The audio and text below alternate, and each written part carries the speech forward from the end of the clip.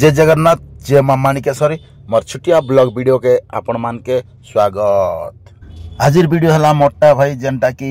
आपण माने देखि थिबे पुरातन मंदिर जेनटा कि नरलारु 3-4 किलोमीटर दूर मांडर रे अच्छे जगन्नाथ मंदिर। हाँ भाई ये जगन्नाथ मंदिर तो बहुत वर्ष रु अच्छे भाई। आमे भी छोट छोट थिलु आर इने के रथ देखि आइथिलु जेनटा कि हम नरला की रुपड़ा रोड रे जगन्नाथ मंदिर नहीं थई।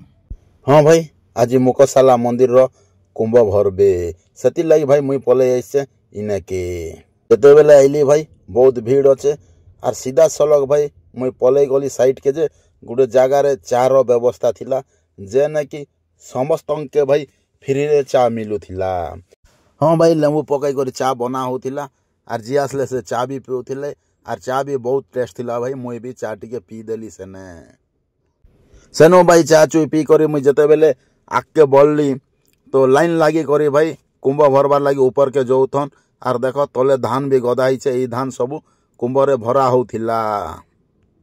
बहुत भीड़ थिला भाई आर मुई टिके मंदिर देखो आपण मान के जेन मंदिर की देखन